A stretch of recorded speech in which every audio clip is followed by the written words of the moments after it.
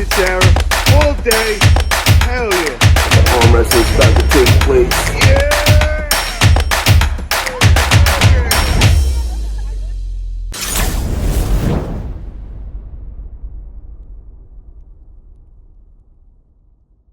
Good evening, YouTube world. How you doing? Paul Italia here. I am very excited tonight to introduce my guest. He is the #1 ambassador of all time of arm wrestling, also one of the best to ever live in arm wrestling. I am proud to introduce Devon No Limits Larratt. Welcome, up, Devon. Hey, good to be How on you the doing, show. brother? I'm doing really good. Yeah, it's I'm living really simple right now. Yeah, easy days up here in Canada. Very nice, very nice. So what I wanted to do first off is I wanted just to kind of give you a little background of to all my subscribers. If they've been living under a rock and don't know who you are yet, I kind of just want to fill them in. So I wanted to first start off with where did you grow up, Devon?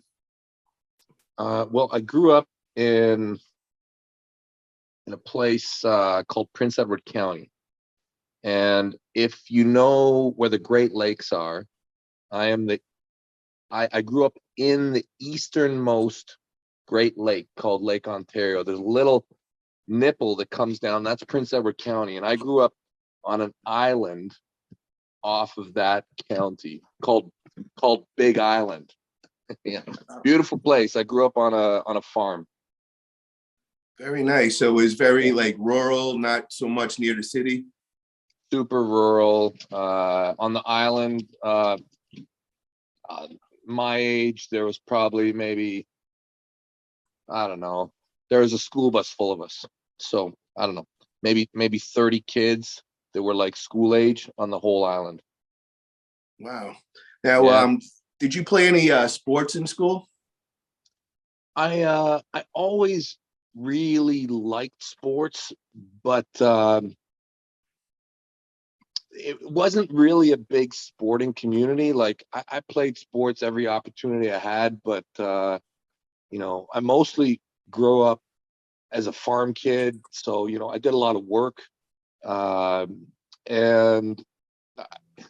I know it's not a sport, but I always prided myself on being able to throw things pretty awesomely. So Wow, like I what got do you really mean throw good. things? Like any kind of ball or? I tell you, when I was young, I could really throw like rocks, like anything. I had a really good arm on me when I was a kid. Actually, I got scouted by a former Red Sox pitcher when we were having a snowball fight. Wow. I could really throw when I was a kid. But I played a lot of basketball. Actually played for the national team for SISM, for the military team in basketball. I played it all through high school, and then when I got into the military, I played volleyball. So a couple tall guy sports. But I did judo the whole time when I was a kid. So like from probably like grade 3 or grade 4, I did judo till sometime in the middle of high school. Those were the main sports I did, before I kind of left the house. Basketball, volleyball, and judo. Those were my favorite ones. So out of all three of those, what did you focus most on when you were a kid? Well, I think I focused most on lifting weights. Out of everything. I when I was like probably 4 or 5 years old, my parents had pumping iron in their library. It was one of my parents had a great big library, and my brother and I would look at some of the, I really didn't look at really, I haven't read them. I don't read books.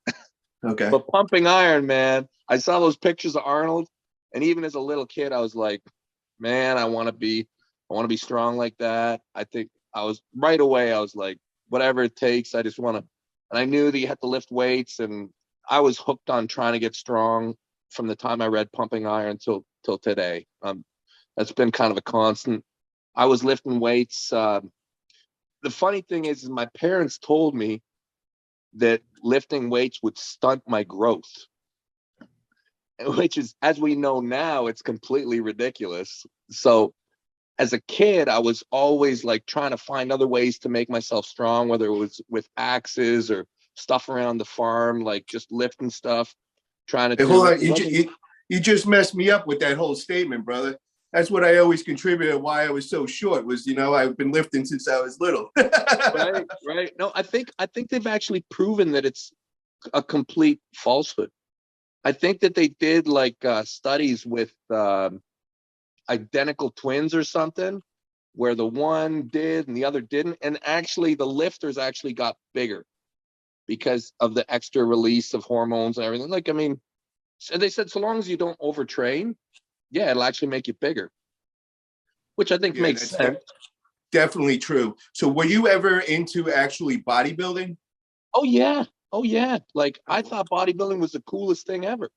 Um, I was like, I never competed or anything like that, but I like from the time I was a very small kid, I looked up to Arnold immensely. I read all the bodybuilding magazines. I studied fitness very much from a bodybuilding perspective. So the way I trained was like a bodybuilder trained. So I did my whole body like a bodybuilder trained. I had, splits, like it was all bodybuilding theory. And I did that. I did that most of my life, until I started to get more and more specialized in certain sports, which had a higher requirement for me to focus on it. But a lot of my life has been spent training like a bodybuilder. That's very impressive, bro. I never knew that. That is very intriguing. I know you wouldn't tell by looking at me, but No, that's but I not was true, bro, because, over the years, I've seen your body transforming and all, and I definitely know you've been packing on a lot of size. And, I know from being a bodybuilder how hard and how much dedication that takes. So I could tell right away, brother, you've been doing this for a very, very long time. it's there's a lot of incredible knowledge in the bodybuilding community. The connection that bodybuilding has to all sports is invaluable. Like just the ability to build clay, the ability to add mass and substance to anything you're trying to do. How important is that, right?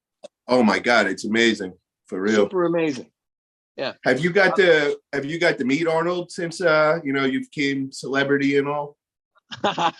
um, well, I have crossed paths with Arnold a few times.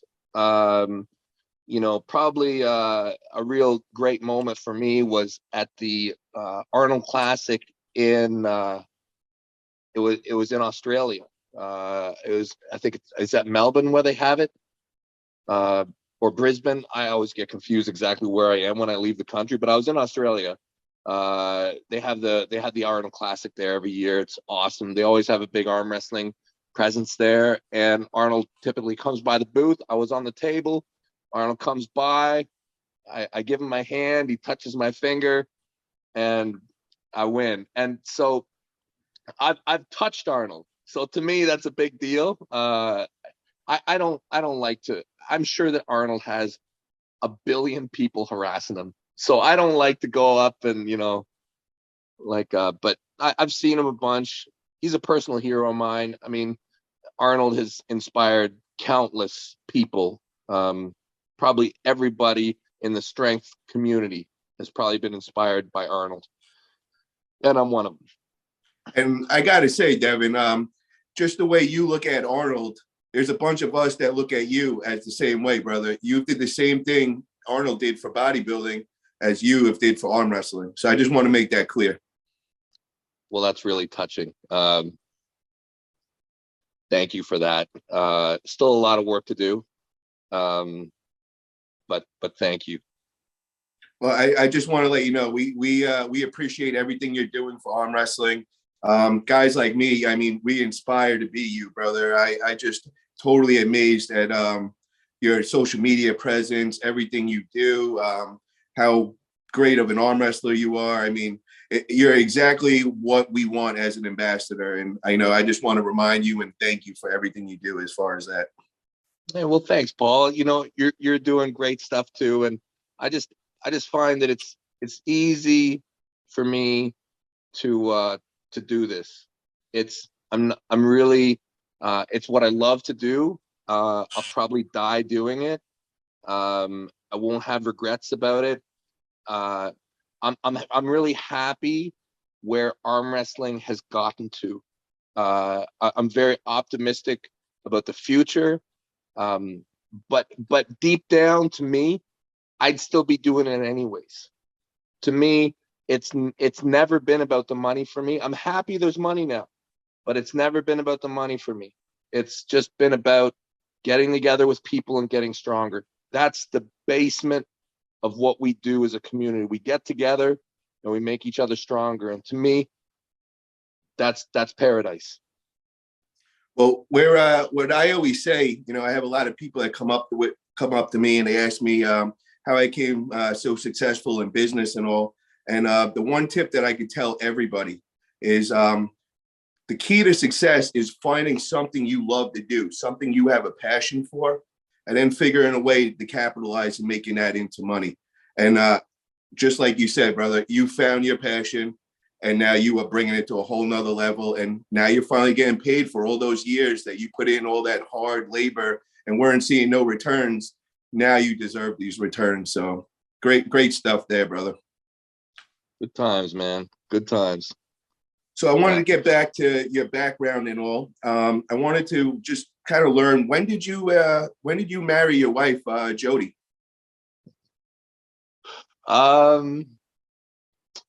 Well, I always think that it was much earlier. Every time that I talk about when did I meet Jody and when did I get together with Jody and when did I whatever, I always say that it was like in grade, what was it? Like grade 12, I think.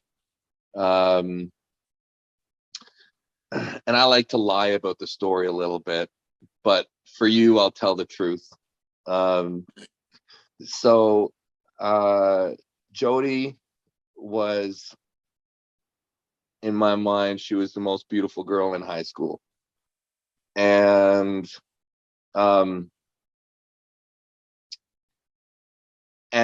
I never really, it was hard to approach her really. Like anyways, we had a history class together. We had our OAC history or something, and I came in and I saw her sitting next to her friend Sheila, and right there I was like, I'm gonna sit beside her right now. That's it. The first day of class, I'm like, there's an open chair, I'm taking that seat. And yeah, so I started sitting next to her in history class, and I just harassed her nonstop until eventually I broke her spirit. And now she has to take care of me. Yeah. Nice. So high school sweethearts, huh? Yeah, we met in high school. Yeah. Yeah, so we've known each other a very, very long time. Yeah. I went away to the military. Well, actually I went away out west. She went to university. She got educated. But we stayed, we every time we came back, we'd get together and we stayed in touch. And then once I got stationed in Petawawa. So initially when I joined the Army, I got stationed out west. What year was that you joined the Army? So I joined the Army I joined the reserves in 95, I think it was. And then I transferred to the regular force in 96. And in 96, I was stationed out west in Edmonton. I did a tour, came back. Basically, I was only there like a couple of years before I got transferred to closer to where I grew up. I got transferred to a base called Petawawa, which is just outside of Ottawa, Canada. anyways, it was there that, we finally moved in together, and, the rest is history. Now, and how many kids do you have? We got three. Three Yeah. kids. All boys, or what's the breakdown? The oldest one is Milo. Okay. He's he's a lot like me. He's right now he's up in Pembroke, which is basically Petawawa. He's studying outdoor education. The middle one, Auden, super disciplined kid. Really, I mean, astounding listener. He's quite a skilled guy. He's 17, and then we've got our little wild princess, Habry, and she's 13. Yeah, so they're all healthy. We're very lucky. Great kids. Any arm wrestlers out of the three? Oh yeah. Well, the thing is, I mean, I've been arm wrestling forever, so they've been marinated in it. Like, they grew up, and they just, like, that's what they see. Because I'm so crazy about it. Like, what I watch is arm wrestling. Everybody, well, not everybody, but 90% of my friends are arm wrestlers. So and there's been practice has been run out of my house for most of their lives. Just the last couple of years we've moved practice out of the house, but I mean, couple nights a week, 3 nights a week, plus people come over, they see arm wrestling. They've entered lots of tournaments in their life. I mean, I think Habry, we've got video of Habry arm wrestling when she was like 1. I think Milo entered the nationals when he was 2. Yeah, they've all been around arm wrestling. I've never tried to push it. I don't think that if they want to do it ever, like, such an open door, and I'll show them anything. But I don't think it's a good idea to really push too hard. Out of all of them, like, they're all good. They're all good. They're all involved. They know what's up. They're very competent around an arm wrestling table. How year that you began arm wrestling at? Well, so I started really young too. I started arm wrestling with my grandmother, and I was really young. I was probably, like, around kindergarten or grade 2 or something. Oh, wow. Yeah, so I was really little. My grandmother, the legends have it, was Alberta champion at some point. Alberta is a province in Canada. Okay. And I don't know, maybe it just means she won some county fair or something. I don't know how organized arm wrestling was back then, but my father's side of the family, the Larratts, I think that we all kind of have always thought that arm wrestling was cool. Like, my dad would arm wrestle his brothers. My grandmother was an arm wrestler, so I would arm wrestle with my grandmother a lot when I was a kid. And all through school, like, back in Prince Edward County, Sophiasburg, we were always arm wrestling on the desks. So I arm wrestled as a kid all the time, but just for fun. And then, but when did the actual table come into play? Were you actually on an arm wrestling table when you were a kid? Nope, never. It was not until I went out west and worked oil field. So I would have been like 18, 19. I met, so I worked for a company called Nowsco out in Redview. I don't mean to cut you off, but what years is that you're around 18, 19? So we're like in the 90s. That'd be like 90, 94. Like, okay. Early 94. I think I've got a trophy from early 94. Okay. Now, that was your first tournament, you would say you were in? First tournament after I'd been on an arm wrestling table for 2 weeks. Okay, but I mean, you've been arm wrestling since you were a little kid, kindergarten. Right. Yeah, that's right. So did that translate to the table? Oh yeah, a little bit. Like, the thing is, it all adds up. I mean, not like in the best way, but it's still kind of, it does something.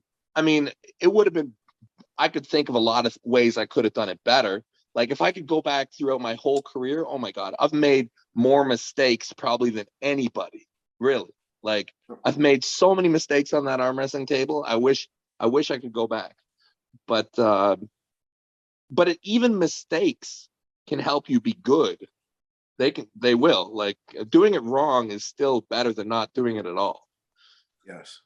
Yeah. So yeah, and I back then, like I started my career as, you know, a guy who just dove forward hook press. Like that's where I started. And it wasn't until I was 18, 19 when I met a real arm wrestler that taught me how to, you know, pull back and post and top roll and all that kind of stuff.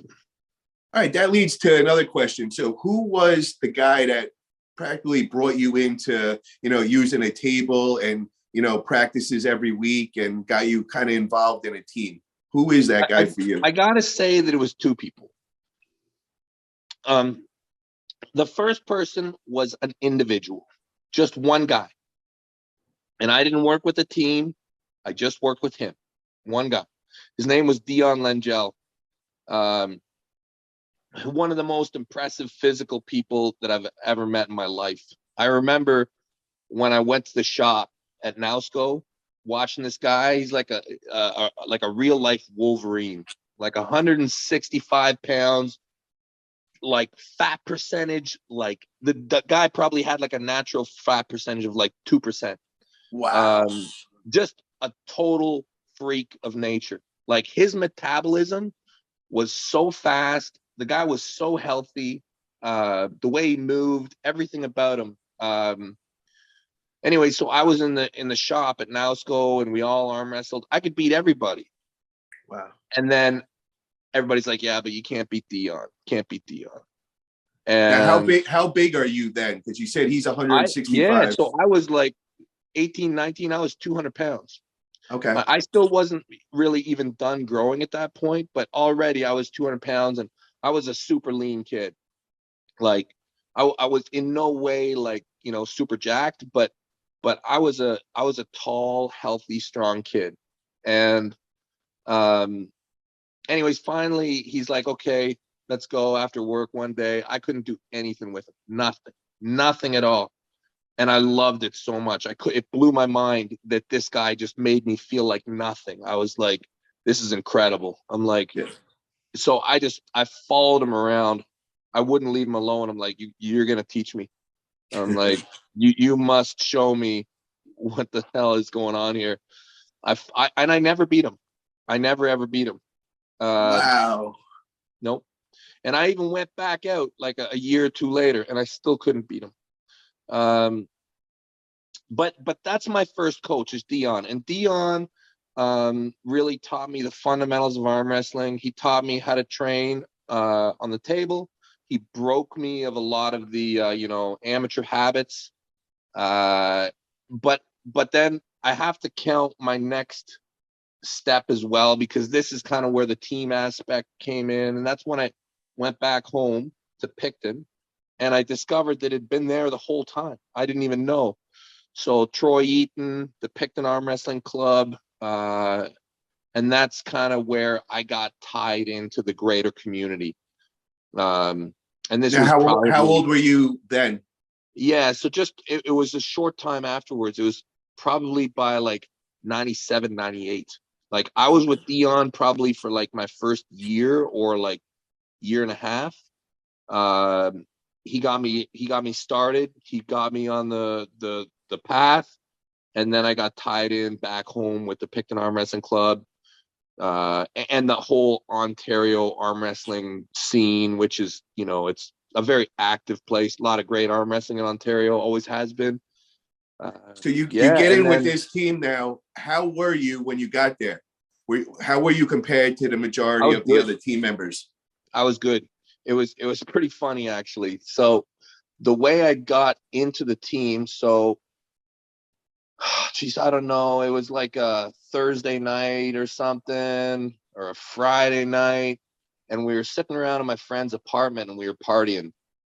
You know, I was like 19 or 20 or something, and a friend of mine, a guy called Al Cochran, he was an arm wrestler, and he was arm wrestling with the Picton Arm Wrestling Club. And he kind of knew that I was into arm wrestling, and he knew I did a little bit out west.